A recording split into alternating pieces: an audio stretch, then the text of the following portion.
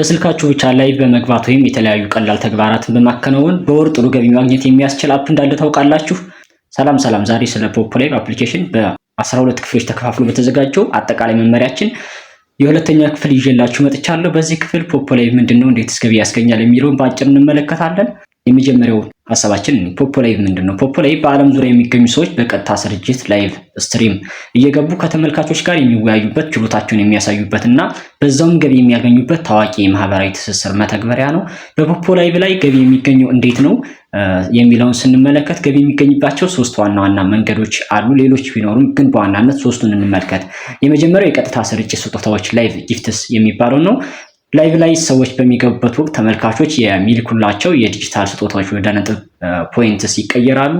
ይሄ አንደኛው መንገድ ነው። ሁለተኛው ዕለታዊ ተግባራት ዴይሊ ታስክስ ነው። በተለይ ለአዳዲስ ተጠቃሚዎች በየቀኑ ለተወሰነ ደቂቃ ወይም ደግሞ ሰዓት ላይቭ በመቀመጥ ከዛ እኔ አሁን ዳውንሎድ ስላደረኩት ቀጥታ ወደ አፕሊኬሽኑ ነው የወሰደኝ። እናንተን ግን አፕሊኬሽኑን ገና መጀመሪያ ስላልወረዳችሁት ቀጥታ ወደ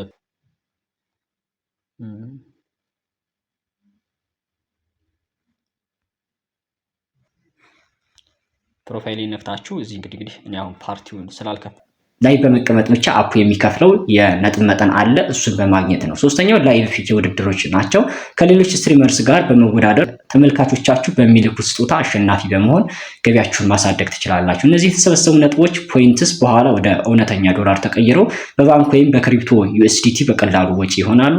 ወደ ማጠቃለያውና የቀጣይ ክፍሉ ጥቆማ ስንመለከት እነዚህን በመስራት ማለት ነው ገቢዎችን ማግኘት ይቻላል። ከዚህ በተጨማሪ ኤጀንት በመሆን እንደዚሁም ደግሞ ሰዎችን ኢንቫይት በማድረግ በነዛ አማራጮች ገቢ ማግኘት ይቻላል። ቪዲዮ ከተመቻችሁ ላይክ፣ ሼር እና ሰብስክራይብ በማድረግ ቤተሰብ ይሁኑ።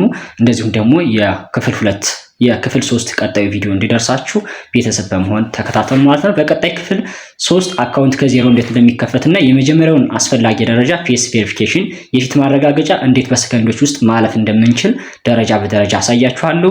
ቪዲዮ ከተመቻችሁ ላይክ ማድረጋችሁን አትርሱ። እንደዚሁም ሰብስክራይብ በማድረግ ቤተሰብ ሁኑ። ቀጣዮቹ ክፍሎች እንዳያመልጣችሁ ቻናሉን ሰብስክራይብ አድርጋችሁ የደወል ምልክቷን ተጫኑ። በክፍል 3 እንገናኝ። መልካም ቆይታ።